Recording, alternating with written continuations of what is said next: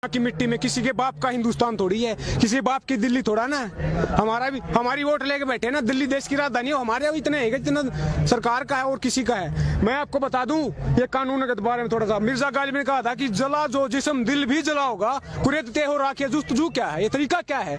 Annually 12,500 किसान suicide करते हैं according to national crime record bureau.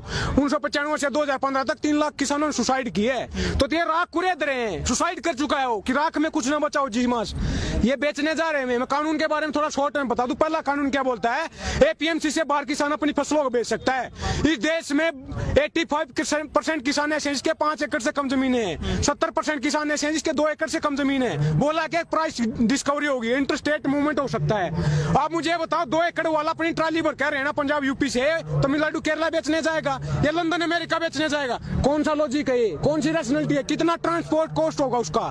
दूसरा कानून कॉन्ट्रैक्ट फार्मिंग के बारे में बोलता है, उसके एक सेक्शन में लिखा है क्वालिटी ग्रेड एंड स्टैंडर्ड। समझ रहे हो बात को? पहले बोला जाएगा कि चावल इतना मोटा होगा, इतना पतला होगा, ऐसा कलर होगा। समझ रहे हो, खुला आसमान है, उसके नीचे फसल पैदा होती है। बाढ़, पानी, सूखा, आंधी, तूफान सब कुछ उसको असर करता है। अब मशीन तोड़ा ना कि मशीन में से निकला बिना डिफेक्ट के निकल आएगी, ये तो वही बात होगी। सरकार बोल रही कि पानी वाला जहाज उड़ेगा, हम बोल रहे हैं सर वो तैरता है, बोला नहीं उड़ेगा, वो उड़ रहा है ना पानी वाला जहाज। ये मर रहे हैं किसान, ये बकवास कर रहे हैं। तीसरा कानून क्या बोलता है कि एसेंशियल कमोडिटी एक्ट 1955 में नेहरू जी ने पास किया था, स्टॉक लिमिट लगाई थी। आज उसको स्टॉक लिमिट हटा दी है और बोला क्या है, किसान होल्ड करेगा। किसान के बारे में किसी ने कहा कि छत टपकती है उस किसान की, लेकिन फिर भी वो बारिश की दुआ करता है। उसके सिर पे छत नहीं है, फसल के लिए कहां से लाएगा छत? कौन सा लॉजिक है ये? है कोई रैशनैलिटी? बकवास कर रहे हैं, जमीनें बेचने जा रहे हैं। मैं हरियाणा से हूँ, वहाँ पे सवाल का मुद्दा उठाते हैं। आप ये बताओ, हमारे पास जमीनें नहीं रहेंगे तो पानी में डूब के मरना है क्या? पानी किसके लिए चाहिए? जमीन के लिए, खेती के लिए। आतंकवादी खालिस्तानी बोलते हैं। अगर हम आतंकवादी हैं तो आप हमारे बीच में ऐसे घूम सकते हो आतंकवादियों के बीच में? 70% देश की पॉपुलेशन एग्रीकल्चर पे डिपेंड करती है, तो 70% तो वैसे आतंकवादी हो गए। तो देशभक्त कौन है? आतंकवादी बताऊं मैं कौन है? साधु प्रज्ञामाल ठाकुर, जिसने 2008 में मालेगांव ब्लास्ट केस हुआ था, उसकी मेन एक्यूज है, आतंकवाद के चार्ज है। वो पार्लियामेंट में बैठी है, समझ रहे हो? गोडसे जिंदाबाद के नारे बताए, हमें आतंकवादी बोल रहे हैं। आतंकवादी, एक बात और बोल दूं मैं, आतंकवादी अगर हमें बोल रहे हैं तो 60 के डिकेड से पहले इंडिया फूड सिक्योरिटी में इंडिपेंडेंट नहीं था, भूखे मरते थे हम। 62 में चाइना से वार हार गए, 64 में फैमान आया, लाखों लोग मरे भूख से।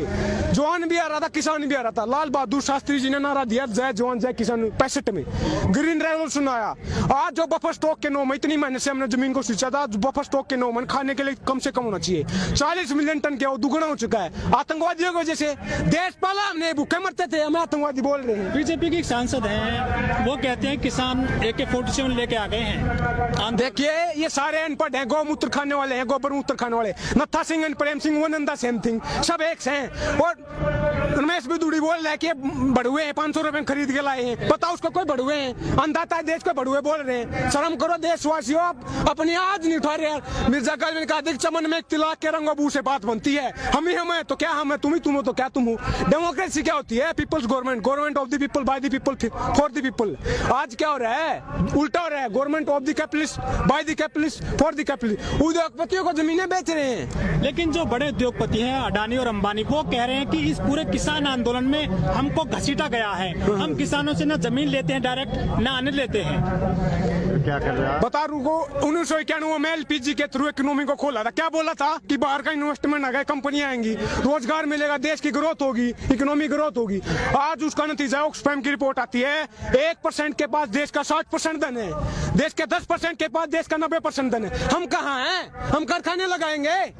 हम PhD करके आते हैं, BTech करके 10,000 की नौकरी देते हैं। 10,000 में ड्रेस नहीं आ रही, कपड़ा नहीं आता 10,000 में। मोदी जी कहते हैं पिंचर लगाने वाला भी रोजगार कर रहा है। क्या लगाने वाला? पिंचर जो लगाते हैं, पकौड़े तलने वाला। हाँ, आत्मनिर्भर बना रहे ना, फिर ताली ताली बजवा रहे हैं। एक ही थाली के बैंगन है, बकवास कर रहे हैं। पार्लियामेंट में 43% क्रिमिनल बैठे हैं। ADR की रिपोर्ट बताती है, association for democratic reform. Kuldeep Sengar rapist, चिमैनन रेपिस्ट, साधु प्रज्ञा आतंकवादी, वैसे बैठे हैं पार्लियामेंट में, कानून बना रहे हैं हमारा। अपराधी हमारा कानून बनाएंगे तो ऐसे बनेगा कानून। मर रहे हैं ना लोग। गुरु तो आसाराम थे, तो आप ही हो ना उन लोगों। किसको? तो पे चुन लिया, उस टाइम पे पता थोड़ा ना था भाई क्या ये ऐसा करेंगे। दूसरी बात, चुनने वाली बात वो आपको गलत लगेगा, लेकिन हमारे देश में एजुकेशन इतनी ज्यादा है कि जैसे इलेक्शन आएगा कोई हिंदू हिंदू बन जाएगा, कोई मुसलमान बन जाएगा, कोई ब्राह्मण बन जाएगा, कोई जाट, कोई गुर्जर, कोई दलित। ये जाति पाति के आधार पे वोट देते हैं। शर्म करो आप, शर्म की बात है ये, एजुकेशन नहीं है। इलेक्शन आएगा तब भी इनके साथ मिलेंगे। भगत हैं चिंटू पप्पू पिट्ठू बन के बैठे भाई साहब, ये समझने की बात है। डेमोक्रेसी क्या होती है? डायलॉग, डिबेट एंड डिसेंट, एसएमटी ही डेमोक्रेसी है। यूज करो उसका। तो चुनाव जो होता है क्या विकास को भूल जाते हैं या फिर जातिवादी को लेकर चुनाव? मैंने बोला ना, वही तो हो रहा है। जाति के आधार पे टिकट देंगे, फिर क्या बोलते हैं कि भाई ये जाट नेता है, ये उत्थान करेगा मेरा। दो आदमी जाति के आधार पे वोट लेके जाएगा तो फिर काम करेगा। आपको पता क्या, वोटर भी तो जात के आधार पर वोट, जात के आधार पे, धर्म के आधार पे वोट दोगे तो मन की बात होगी। काम के आधार पर वोट दोगे तो काम की बात होगी। समझ रहे हो? डिवाइड एंड रूल पे बोलना चाहूंगा मैं। कुछ किसी ने, अंग्रेजों ने डिवाइड एंड रूल किया था, ये भी वही कर रहे हैं। हिंदू मुसलमान मंदिर मस्जिद करके कि बांट दिया इस धरती को। क्या चांद सितारों का होगा? नदियों के कुछ नाम लिखे, बहती धारों का क्या होगा? शिव की गंगा भी पानी, यहाँ पे जमजम भी पानी है, मुल्ला भी पिए, पंडित भी पिए, पानी का मतलब क्या होगा? उन फिरका परस्तों से पूछो क्या सूरज अलग बनाओगे? एक ही हमेशा से सबकी क्या हो भी नहीं बनाओगे? नस्लों का जो करे बंटवारा, नस्लों का जो करे बंटवारा, रहबर काम का ढोंगी है। क्या खुदा ने मंदिर तोड़ी थी? राम ने मस्जिद तोड़ी है। अगर स्टेट मंदिर बनवाएगा तो स्कूल, कॉलेज, यूनिवर्सिटी, हॉस्पिटल, सड़कें, बिजली, पानी ये कौन करवाएगा? इस देश में पहले भी मंदिर बने, सरकारों ने बनवाए हैं। क्या ये आर्टिकल 25 हमारे संविधान का बोलता है कि right to freedom to profess, propagate and practise any और not any religion of your choice. धर्म हमारा पर्सनल मैटर है, हमारा फेथ है। अपने आप चंदा इकट्ठा करके मंदिर बनवाएंगे, सरकार मंदिर बनवाएगी। स्टेट का कोई रिलीजन है क्या? तो सबसे पहले तो चंदा राष्ट्रपति जी ने दिया है। तो राष्ट्रपति क्या हमारा ही है? कौन है वो? किसान है क्या वो? नहीं, हमसे बीच से गया क्या वो? कैसे राष्ट्रपति चुना जाता सबको पता है, सब उनका है। वो तो एक रबर स्टैंप है, सब रबर स्टैंप उठा के लगा दी। आप मुझे बता दो एक भी कानून पे जिसमें राष्ट्रपति ने डिसेंट का भी यूज किया हो, अड़े हो कि नहीं गलत है ये, सारे कानून पे मोहर लगा देते हैं। पिट्ठू होते हैं सरकारों के राष्ट्रपति। देश का पहला नागरिक, गलत बोल रहा हूँ लेकिन पिट्ठू है भाई, पिट्ठू हैं। तो क्या आपको लग रहा है जनता को भी सुधरना चाहिए? सुधरेगी कैसे? मेजी रेस्टोरेशन आया था 1860 के दशक में जापान में। छोटा सा देश है, खेती के लिए जमीन नहीं है, टापुओं का देश, आइलैंड पे बसा हुआ है। मेजी रेस्टोरेशन आया था, उससे इंडस्ट्रियलाइजेशन हुआ। देश को इतना पढ़ाई लिखा है, ह्यूमन डेवलपमेंट, एजुकेशन, हेल्थ पे इतना खर्चा किया कि छोटा सा देश है। ये जितने है ना दादागिरी के घूम रहे हैं, वर्ल्ड पावर बन के, घुमा के मारा था, घुमा के भगा यूएस को पीटा, पर्ल हार्बर पे अटैक किया, चाइना को हराया, रशिया को हराया, सारे देशों घुमागा। छोटा सा देश है। ऐसे ही आज इजराइल पूरे मुस्लिम राष्ट्र, 60 मुस्लिम देश हैं, भगा के मारता है। ये लड़ाई की बात नहीं है, रिवेंज की बात नहीं है, रिफॉर्म की बात है, ये रिवॉल्यूशनरी थिंकिंग की बात है, क्रांतिकारी की बात है। भगत सिंह ने जो वो फांसी हो रही थी ना, उनके वकील ने आके पूछा था आप देश को क्या संदेश देना चाहोगे? उन्होंने कहा था कि साम्राज्यवाद मुर्दाबाद, इनकलाब जिंदाबाद। आज मैं बोल रहा हूँ कि पूंजीवाद मुर्दाबाद, इनकलाब जिंदाबाद। मैं क्या बोल रहा हूँ? आप काम की बात कर लो यार, मन की बात क्यों करते हो? काम की बात क्यों नहीं करते? खेती किसानी की बात क्यों नहीं करते? रोजी रोटी, कपड़ा, मकान, शिक्षा, स्वास्थ्य, बिजली, पानी, सड़कें, इसकी बात क्यों नहीं करते? आप खामी बता रहे हैं सरकार के, लेकिन जो रामदेव जी वो कहते हैं कि मोदी जी के अलावा कोई दूसरा विकल्प नहीं है देश में। अरे सलवारी बाबा, लाला बाबा, क्या बात कर रहे हो? जो सलवार सूट पहन के भाग गया वो हमारी बात करेगा? अरे बिजनेसमैन है। आप मुझे ये बताओ, आप मुझे बताओ, योगा करवाते हैं किस लिए? शरीर स्वस्थ होगा, फिर दवाई बनाते हैं। जब हम स्वस्थ होते हैं दवाई की क्या जरूरत है? इस गेम को समझे आप। सबसे ज्यादा वो उसी का विकास हुआ है इस सरकार में। हम तो मर रहे हैं, मैंने बोला ना, 12,500 एनुअली सुसाइड कर रहे हैं भाई साहब। वो कहते हैं किसानों ने कानून नहीं पढ़ा और किसान ना समझे, रामदेव बोलते हैं। आके समझा देना, वो कौन सा चश्मा लगाते? रुको बाबा, मैं अगर आप समझाओ ना, मैं आके कौन सा चश्मा लगाते? हमें भी दे दो चश्मा जिसमें कौन लाइन दिखती हो भले की। ये कानून जहर है, जहर। सरकार क्या बोल रही है कि 2-3 चम्मच निकाल देंगे, गिलास भरा जहर का है, बोले 2-3 चम्मच निकालेंगे, अमेंडमेंट कर देंगे, संशोधन कर देंगे। आप मुझे बताओ, एक चम्मच हो, एक गिलास हो, एक बाल्टी हो, एक चुटकी हो, जहर तो जहर होता है, खाते ही डेथ होती है। ये डेथ वारंट है। लेकिन सरकार कह रही है किसानों को अच्छे दिन आएंगे, इस कानून से लागत का 1.5 गुना मिलेगा, 2 गुनी हो जाएगी 2022 तक। अच्छा, एपीएमसी में खामियां बताई हैं। एक 2016 में, थोड़ा डिटेल में बताऊंगा मैं, 2016 में ई नाम की वो लेके आए थे policy, electronic national agriculture market, उसमें क्या बोला था 2022 तक दुगनी हो जाएगी, आज कितनी है? वो नेशनल मार्केट होगा, वो कहाँ गई पॉलिसी? वो फेल क्यों हुई? क्या कारण रहा? दूसरी बात, एपीएमसी अगर ट्रेड को डिस्पोर्ट करती है तो फिर केवल 6% किसानों को एमएसपी मिलता है, तो 94% तो वैसे आजाद हैं, उनका उत्थान क्यों नहीं हुआ? मैं बता दूं आपको, 2-4 डॉक्टर हैं, जैसे डॉक्टर दवाई देता ना हम खाते हैं, उस डॉक्टर का नाम है WTO, वर्ल्ड बैंक और IMF, जो वो लिख के देते हैं वही लगा चेप देते हैं, अपना तो दिमाग यूज नहीं कर रहे, गोबर मूत्र खा रहे हैं साले, समझ रहे हो? USA में एक किसान को 45 लाख रुपए सब्सिडी दी जाती है, लेकिन वो लोग कहते हैं कि मोदी जी का डंका बज रहा पूरे वर्ल्ड में। बज रहा है, अपने देश में तो बजाओ पहले, डंका किस चीज का बजता है? 19 करोड़ लोग भूखे सो रहे हैं, ग्लोबल हंगर इंडेक्स की रिपोर्ट आती है, 94वें नंबर पर है इंडिया, पाकिस्तान, बांग्लादेश और अफगानिस्तान से पीछे, आतंकवादी देशों से पीछे। ये डंका है क्या?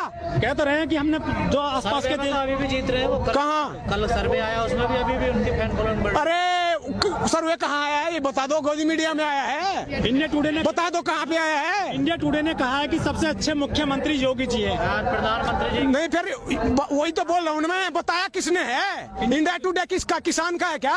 हमारी बात करता है क्या? वो पिट्ठू बन के बैठे हैं, चिंटू है, चाटुकार है, वो पत्रकार नहीं है। सरकार की बात करते हैं, हमारी एक बंडल पे बिक जाते हैं यार, 2 रुपए की कौड़ी की औकात नहीं है, हमारी बात करेंगे वो। क्या लग रहा है? बात सुन के तो वोट देती है जनता। किसकी बात करेंगे आप ही मुझे बताओ? डेमोक्रेसी के 3 स्तंभ होते हैं, 4 होते हैं, एग्जीक्यूटिव, लेजिस्लेटिव और जुडिशरी, चौथा होता है मीडिया। अब मोदी जी के बारे में मैं कैसे जानता हूँ, आप कैसे जानते हो? मेरी बुआ का लड़का है क्या? आपकी बुआ का लड़का है? मीडिया ने बताया ना, उनकी थाली लेकर उतारी, दिन रात भगवान बनाया, बना के नहीं बनाया, भगवान ने बनाया ना। तो मीडिया वाले जिसको चाहे चढ़ा सकते हैं, आपको ही चढ़ा सकते हैं, मुझे भी चढ़ा सकते हैं। तो मीडिया सही काम नहीं कर रहा क्या? काम की बात होनी चाहिए, मीडिया कहाँ काम कर रही है? मीडिया के बारे में कहा था कि वो बारी बारी से कर रहे हैं ना विकास, कि देश चलता नहीं मचलता है, मुद्दा हल नहीं होता उछलता है, जंग मैदान पे नहीं मीडिया पे जारी है, आज मेरी तो कल तेरी बारी है, यही तो हो रहा है। चुन चुन के मारे एक छज्जा टूट जाता है, उनको चुनने हो जाते हैं यार, और किसानों के पिपली में हाथ टूट गया, उसके लिए कोई एक आवाज नहीं उनके पास। अच्छा, आखिरी सवाल आपसे, अमिताभ बच्चन है, बॉलीवुड कलाकार है, वो किसान चैनल है जो उसके ब्रांड एम्बेसडर रहे हैं, लेकिन उन्होंने ट्वीट नहीं किया किसानों के लिए पूरे आंदोलन में। अरे ऐसे लोगों के में जो नवरत्न तेल बेचते हैं, तेल उसी ऐसे लोगों के में आज से ये भी नहीं, हम अपनी आवाज उठाना जानते हैं। सपना चौधरी है, हाँ। वो भी काफी फेमस है, किसान के लड़के, किसान भी काफी डांस करते हैं उनके लेकर के, लेकिन वो भी ट्वीट नहीं कर रही है। वो किसके साथ है? बीजेपी के साथ है, उसकी पार्टी में जुड़ी हुई है, इलेक्शन में खड़ी हुई थी, नहीं खड़ी हुई थी उनके साथ, सबको पता है। वीरेंद्र सहवाग भी नहीं कर रहे हैं कोई ट्वीट। भाई मैं अब पूरे देश का चिट्ठा तो लेके बैठा नहीं, कौन क्या करा, कौन किस टाइम पे मुंह क्या। काफी ट्वीट करते हैं ना वो तो। मैं रिपब्लिक भारत वाला तो हूँ नहीं कि क्या कुछ टाइम पे छींक मारी, वो वही लेके घूमते ना, रिया ने छींक मारी, ब्रेकिंग न्यूज जोर से मारी, समझ रहे हो? मैं रिपब्लिक भारत से हूँ नहीं भाई, समझ रहे हो? बात क्या है कि काम की बात होनी चाहिए, खेती किसानी की बात है, लेकिन मैं शाम तक बोल सकता हूँ, क्योंकि किताब उठा रखी। भगत सिंह ने कहा था कि इनकलाब ने तो बम से आता है ना पिस्तौल से आता है, इनकलाब आता विचारों से, नॉलेज से, किताब से। ये किताब बोल रही है, ये बकवास नहीं बोल रही, गोबर मूत्र नहीं बोल रहा। तो मैं अपनी बात को खत्म करना चाहूंगा। भगत सिंह की कौम है ये, भगत सिंह के बगैर हम खत्म नहीं कर सकते। पीयूष मिश्रा जी ने कहा था कि वो काम बुलागा काम हुआ जिसमें चंद्रशेखर आजाद न हो, वो इसके बुलागा इसको जिसमें भगत सिंह की याद न हो, भगत सिंह की याद न हो, और हमको बात को खत्म कर दे, ऐसा नहीं हो सकता। भगत सिंह ने कहा था कि लिख रहा हूँ अंजाम जिसका कल आगा जाएगा, मेरे खून का एक कतरा इंकलाब आएगा। जोर से बोलना है, क्योंकि उसी भगत सिंह ने कहा था कि गूंगे बहरों को सुनाने के लिए धमाका जरूरी होता है, और ये आवाज धमाका है, पार्लियामेंट तक आवाज जानी चाहिए। गूंगे बहरे हो, इंकलाब, इंकलाब।